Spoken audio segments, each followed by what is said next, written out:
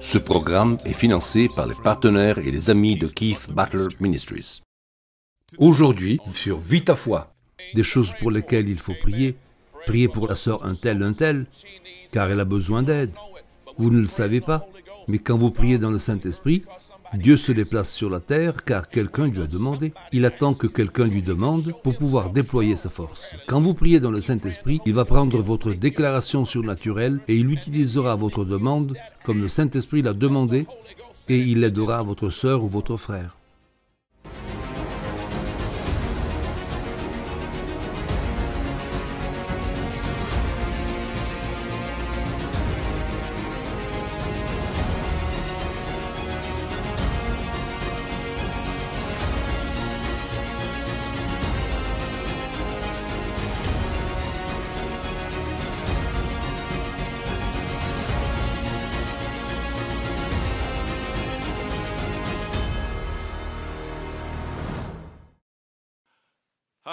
Je suis Keith Butler. Bienvenue à l'émission Vivre sa foi. Cette émission a pour thème recevoir la parole de Dieu d'une manière compréhensible afin de l'utiliser dans la vie quotidienne. Romains 1,16 dit que la parole de Dieu est la puissance de Dieu pour le salut de quiconque. Eh bien, allons à la parole et marchons dans la liberté au nom de Jésus.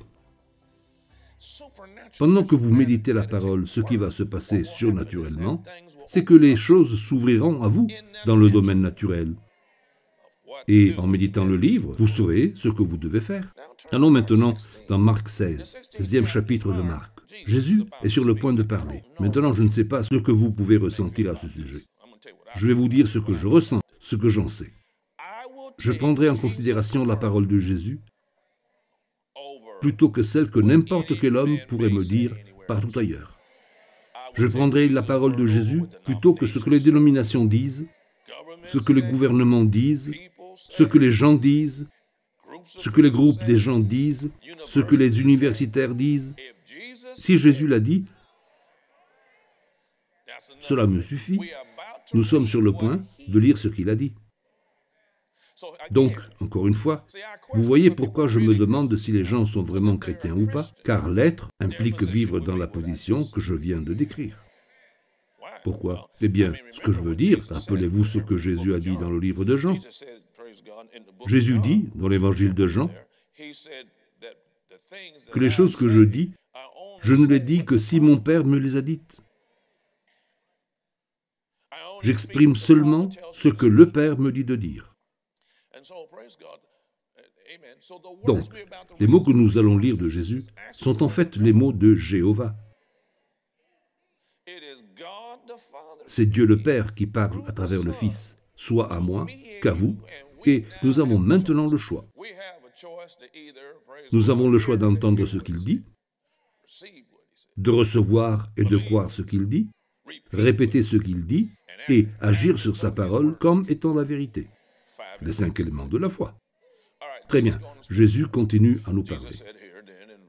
Jésus a dit ici au verset 15, et il leur dit, allez dans tout le monde, pas seulement dans votre quartier, pas seulement dans votre ville, et prêchez l'évangile à toute la création, c'est-à-dire au monde entier. Celui qui aura cru et qui aura été baptisé sera sauvé, et ainsi de suite.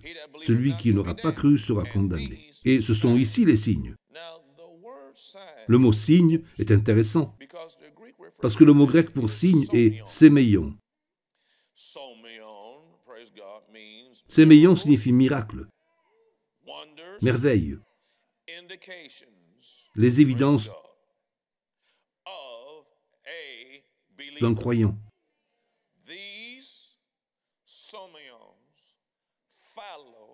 Ces sémeillons suivent les chrétiens.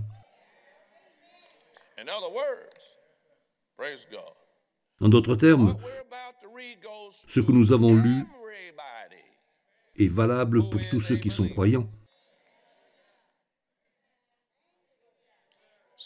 Comme nous l'avons déjà vu. Jésus et le Père disent que chaque croyant a des indications de signes, de prodiges, de miracles. Mais ils ne sont pas toujours ce que vous pensez qu'ils soient. Et je vais vous le montrer. Voici ceux qui accompagneront ceux qui auront cru, en mon nom, dans mon autorité, avec mon caractère, car ils me représentent sur la terre. Ils chasseront premièrement les démons. Vous n'avez pas besoin de moi pour prendre autorité sur les démons. Vous pouvez le faire vous-même dans l'autorité de Jésus. C'est un signe pour chaque croyant. Je sais qu'on appelle cela un miracle, car avec toute la force que nous avons, nous ne pourrions même pas botter un petit démon. Ils ont de la force, mais nous avons son autorité. Cette autorité nous a été transférée. Comme un rien, Jésus a terrassé des démons, et si nous croyons ce qu'il a dit, nous vaincrons les démons comme si rien n'était. Donc, en mon nom, ils chasseront les démons. Continuons à lire.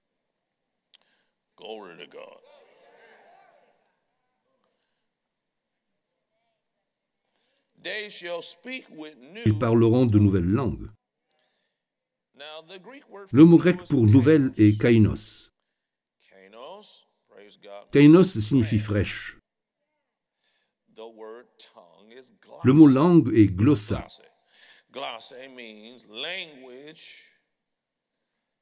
Glossa signifie une langue que l'on n'acquiert pas naturellement, avec des moyens naturels. Que nous dit-il? Ce qu'il nous dit, c'est que les nouvelles langues, dans ce contexte, ça ne veut pas dire que vous arrêtez de dire de gros mots, car vous êtes sauvés. C'est bien ce que vous devriez faire. Certainement, vous devez arrêter de dire des jurons.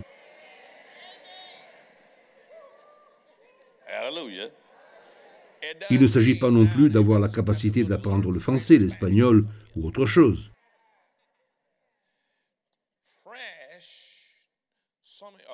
Des nouvelles, le mot « nouvelle » ici signifie quelque chose qui n'existe pas dans le monde naturel.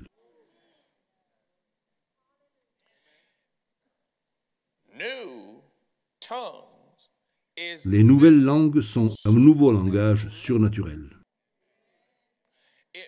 Ce qui signifie qu'elles n'appartiennent pas à ce monde. Car ces signes accompagnent ceux qui croient.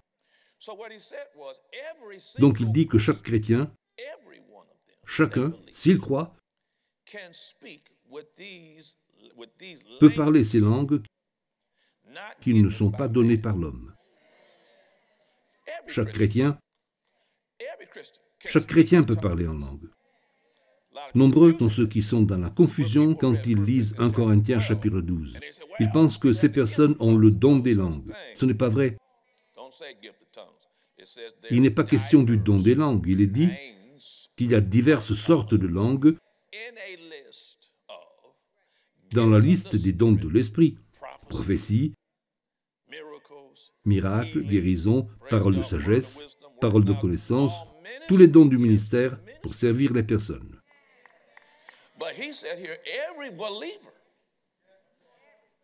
Mais il dit ici que chaque croyant peut opérer avec ces signes.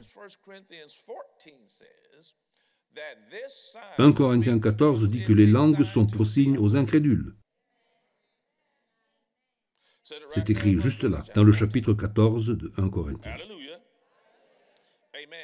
Vous savez quoi? Les gens courent de toutes parts, à la recherche de miracles, de signes et de quelque chose de visible. Chaque fois que vous priez en langue, vous faites quelque chose que Moïse n'a pas pu faire. Vous faites quelque chose que Josué n'a pas pu faire. Vous faites quelque chose qu'Abraham n'a pas pu faire. Vous faites quelque chose qu'aucun de tous ces puissants prophètes de l'Ancien Testament n'a pu faire. Les apôtres de Dieu ou prophètes de Dieu, aucun d'entre eux n'avait la capacité de prier en de nouvelles, de fraîches langues données par Dieu. Chaque fois que vous priez en langue, vous faites un miracle.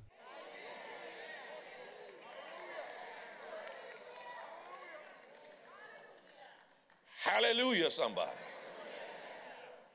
Praise God. Now, voyons la raison pour laquelle il est vraiment important d'être fort dans le Seigneur. Allons dans Jude, Le livre de Jude est juste avant l'Apocalypse, le dernier livre de la Bible, juste avant. Le livre de Jude ne contient qu'un seul chapitre. Lisons-le un peu plus. Nous parlons donc d'être forts dans le Seigneur. Actuellement, je n'ai pas le temps d'enseigner le livre de Jude en entier. Si j'avais le temps, je le ferais. Je commencerai par le verset 1 pour vous l'enseigner en entier. Mais je vais reprendre au verset 18. Comme il vous disait que, à la fin du temps, il y aurait des moqueurs. Des moqueurs vont dire, oui, à propos de ce Jésus, vous avez tous dit qu'il doit revenir, bla bla bla, pas vrai? Marchant selon leur convoitise impie, ceux-ci sont ceux qui provoquent des divisions, n'ayant pas l'esprit, avec le E majuscule. Ils n'ont pas le Saint-Esprit. Une personne qui n'est pas née de nouveau n'a pas le Saint-Esprit. Mais vous, bien-aimés,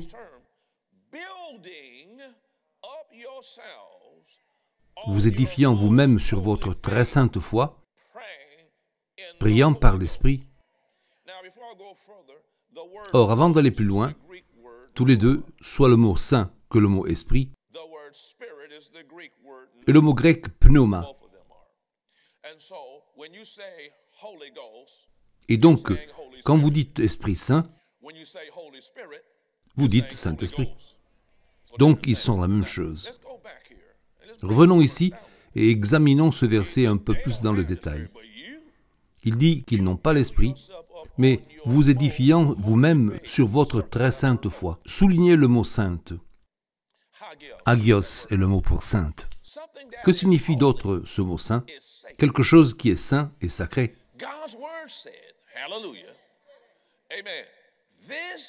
La parole de Dieu dit que c'est par une chose sainte. Quand vous priez, le mot employé ici est le mot grec « en », qui signifie « par ». Quand vous priez dans le Saint-Esprit, ou vous priez par le Saint-Esprit, vous faites quelque chose qui est considéré par Dieu comme sainte. Et il est dit que Dieu l'a appelé un miracle, une merveille.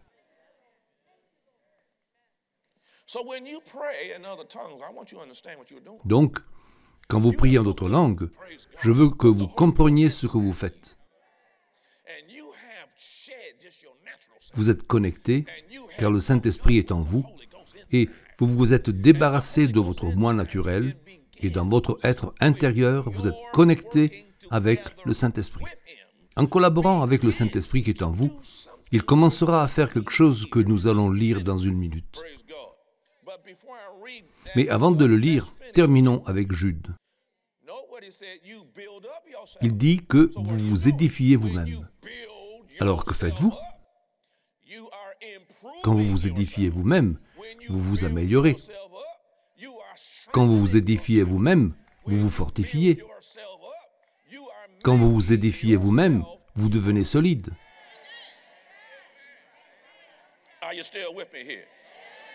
Vous êtes toujours avec moi? Alors, édifiez-vous sur votre sainte foi,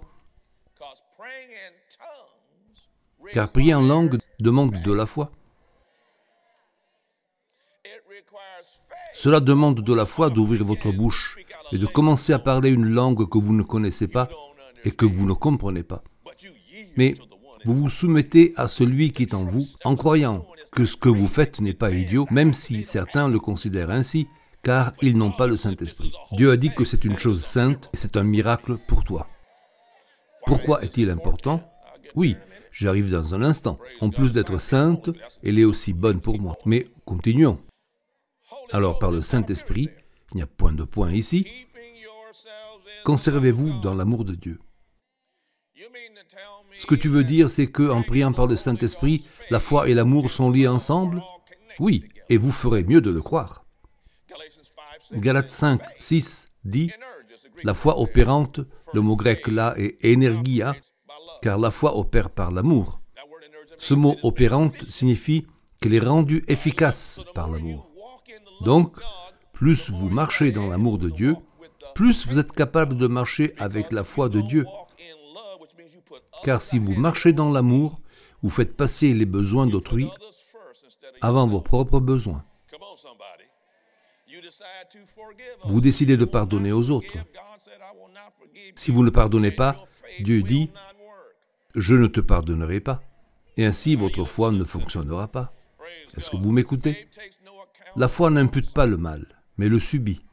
1 Corinthiens 13, je n'ai pas le temps de l'enseigner en entier, mais vous pouvez aller en 1 Corinthiens 13 et y trouver cet amour agapé. Donc l'amour est lié à la foi, et l'amour est vraiment accolé à la prière dans le Saint-Esprit. Cette chose sainte que fait un croyant rempli de l'Esprit. Continuons notre lecture.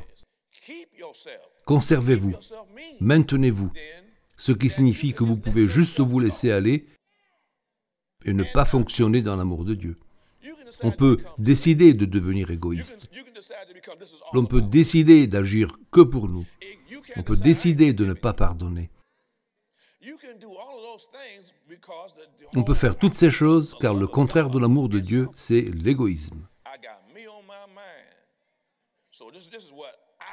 Je pense à moi, c'est ce que je ressens, c'est ce que je pense, c'est ce que je veux.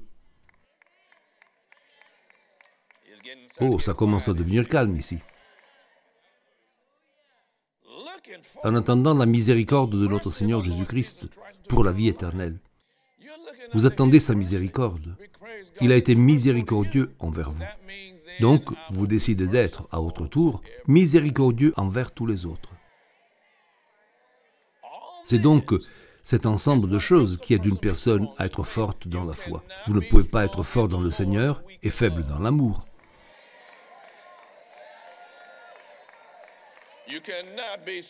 On ne peut pas être fort dans le Seigneur et faible dans la foi. Vous ne pouvez pas être fort dans le Seigneur comme vous le devriez pleinement si, par moment, vous ne priez pas par le Saint-Esprit.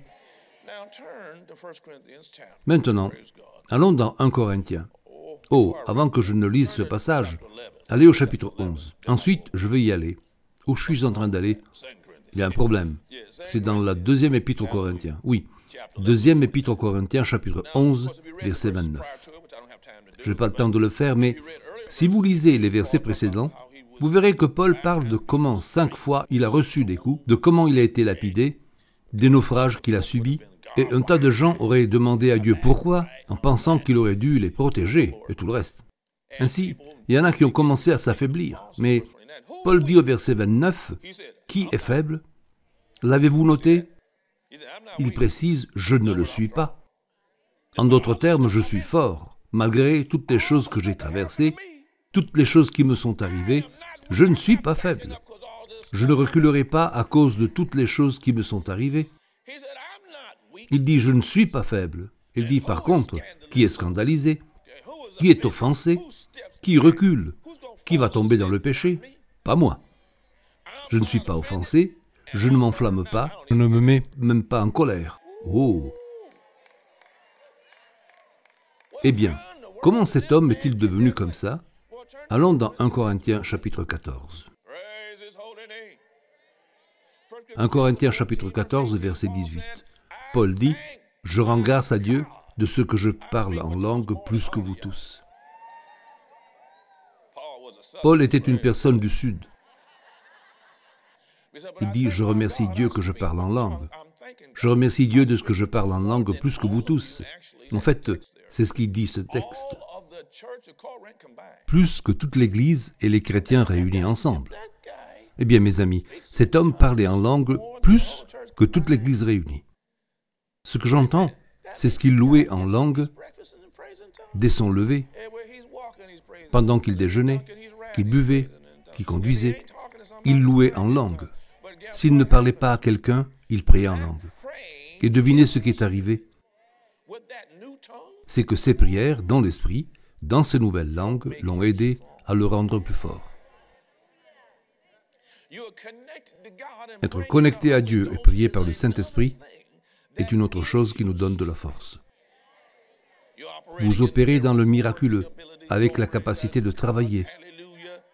faire quelque chose que Moïse n'avait pas à sa disposition, Abraham n'avait pas à sa disposition, et bien d'autres ne l'avaient pas à leur disposition. Même Jésus, pendant son cheminement sur la terre, ne l'avait pas. C'est quelque chose qui s'est produit quand le Saint-Esprit est venu sur terre et est devenu notre consolateur. Jésus a dit, « Je m'en vais, mais je vous envoie un consolateur.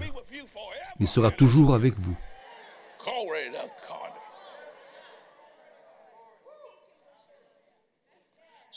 Donc, je remercie Dieu. Remarquez dans le même chapitre, notez ce qu'il est dit au verset 2. En fait, lisons le verset 4. Après, je reviendrai au verset 2. Celui qui parle en langue s'édifie lui-même.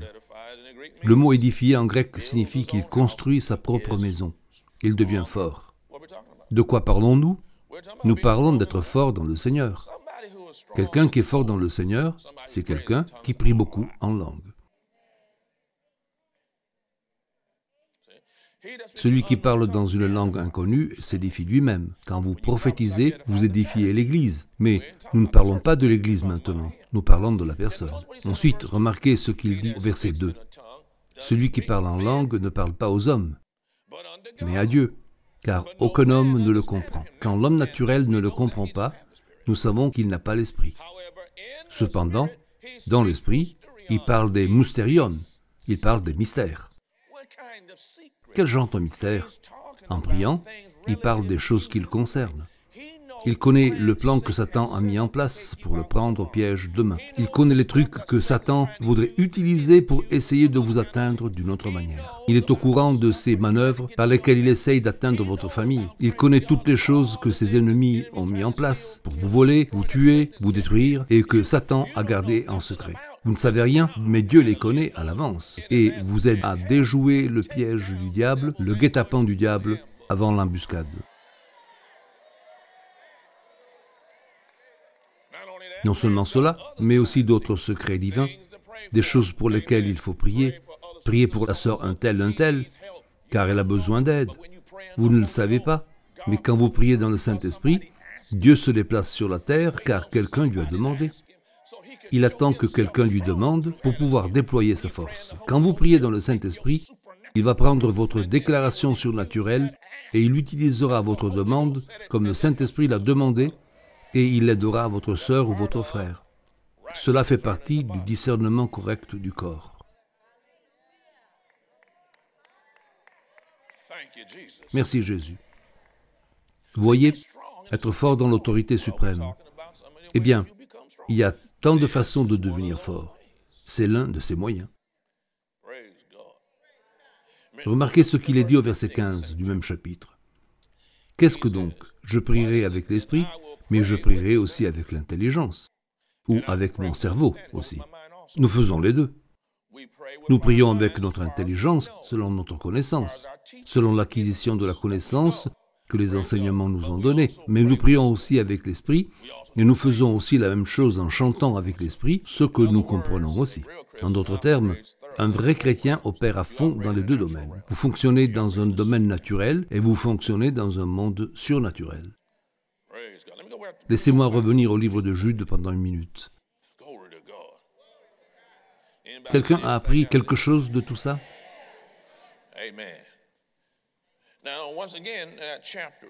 Encore une fois, ce livre de Jude n'a qu'un seul chapitre. Cette fois, nous allons voir le verset 3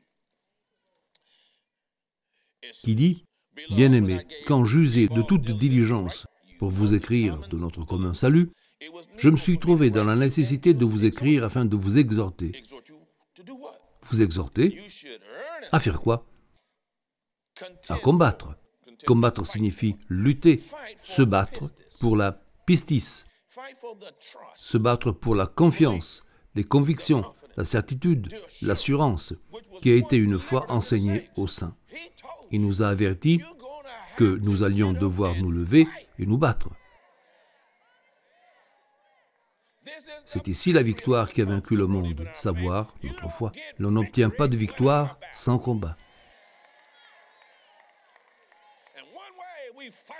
Et une façon de mener notre combat est de prier dans le Saint-Esprit. Notre façon de mener notre bataille est de danser devant le Seigneur avec joie. Notre façon de mener notre combat est de marcher dans l'amour, malgré l'agresseur qui vient contre nous. Notre façon de mener notre bataille, c'est d'utiliser, par la foi, l'autorité de Jésus. Car nous sommes forts dans l'autorité suprême.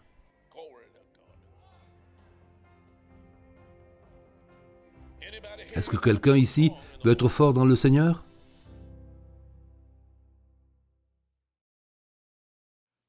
Vous avez besoin du Seigneur Jésus dans votre vie. Et vous dites, comment puis-je le recevoir? C'est très facile. La Bible dit, dans Romains 10, 9, « Si tu confesses de ta bouche et tu crois dans ton cœur que Dieu l'a ressuscité des morts, tu seras sauvé. » Dès maintenant, demande-lui de venir dans ta vie. Dis-lui que tu crois qu'il est vivant. Alors il va rentrer dans ta vie, te sauver, et tu ne seras plus jamais le même. Saviez-vous que, sans la foi, il est impossible de plaire à Dieu? La foi est plus qu'une attitude, c'est un style de vie.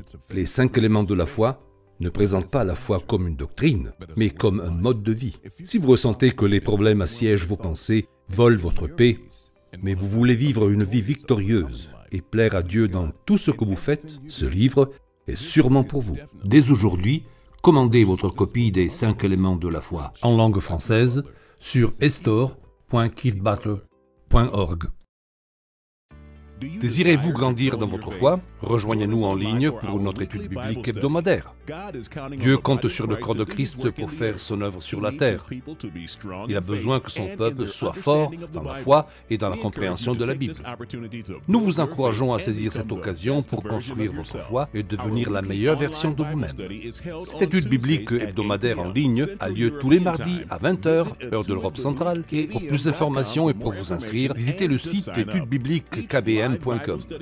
Chaque session d'études bibliques en direct sera gérée par des enseignants dynamiques de la parole de Dieu. Nous vous fournirons, sans frais, des notes à télécharger, à suivre et à conserver. Nous voulons vous aider à grandir.